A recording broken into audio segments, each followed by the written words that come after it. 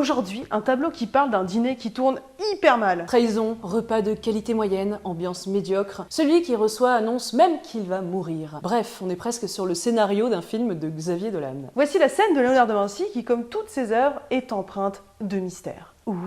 Cette peinture, qui n'est pas un tableau mais une très grande fresque, se trouve sur un des murs du réfectoire du couvent de Santa Maria delle Grazie à Milan. Parlons composition. Alors on est sur du pur Léonard de Vinci. Tout est réfléchi, tout est calculé, rien n'est anodin. Et c'est certainement ce qui rend cette peinture absolument culte. Un équilibre absolu, le nombre d'or au taquet, une perspective de qualité et une symétrie.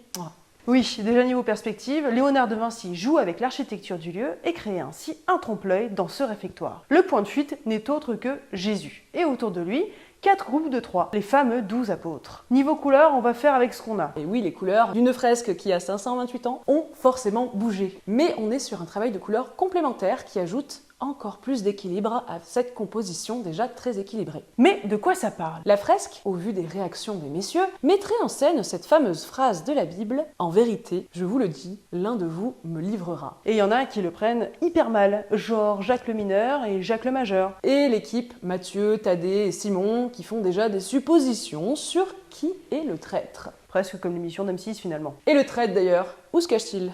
Il est caché dans la masse, mais quelques indices nous permettent de l'identifier. En effet, il se touche la bourse avec un couteau, ce qui nous prouve sa trahison. Coucou Judas, on te voit. Car oui, il n'y a pas vraiment de perspective symbolique. Ici, Jésus manage de manière transversale. Léonard de Vinci ne le met pas au-dessus des apôtres, mais bien sur la même ligne. Tout comme Judas, on ne l'avance pas du groupe. Alors pourquoi? Eh oui, niveau symbolique, Léonard de Vinci, c'est un peu le GOAT. Judas est un homme libre de choisir le bien et le mal, jusqu'au bout, comme vous et moi.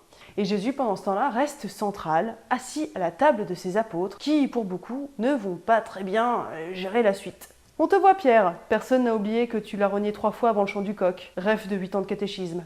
Mais catéchisme en commentaire si tu te sens concerné. Jésus garde néanmoins une aura de paix, malgré la sale ambiance, ce qui permet de rappeler au spectateur sa nature divine.